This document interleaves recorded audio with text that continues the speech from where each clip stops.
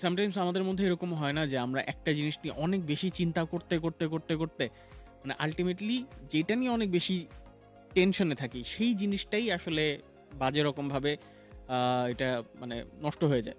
মানে ব্যাপারটা আরও ইজি করে বলি, একটা ব্যাপার হচ্ছে যে ফর এক্সাম্পল পরশু দিন বা আগামীকালকে আপনার একটা এক্সাম বা আমার একটা এক্সাম, এটা নিয়ে আপনি এত টেনশন করলেন এত টেনশন করলেন, কিন্তু এটার রেজাল্টটা কিন্তু খুব একটা বেশি ভালো আসবে না, ওই টেনশনের রেজাল্টটা খুব একটা বেশি ভালো আসে না।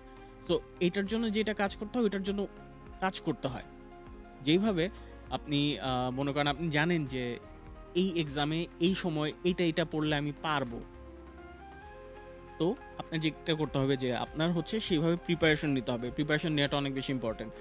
সো আমার ক্ষেত্রে এই জিনিসটা অনেক বেশি হতো যে আমি চিন্তা করতাম যে আচ্ছা আমার এক্সাম, তো এইটা অনেক কঠিন, এটা বাদ, এটা অনেক সহজ, এটা পড়তে হবে না, এইভাবে হচ্ছে ডিসাইড করতাম এক সময় যখন বুঝতাম না।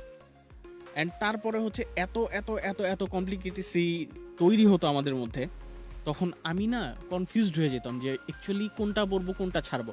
সো আমি বলি, যখন কোনো একটা কাজ শুরু করতে যাবেন বা যখন একটা কাজ করবেন, তখন এত কিছু চিন্তা না করে এক সাইড থেকে ওই কাজের জন্য সামনে যাওয়ার জন্য যা যা করতে হবে সব কিছু করবেন।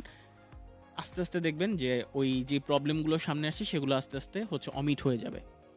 সো এই হচ্ছে কথাবার্তা।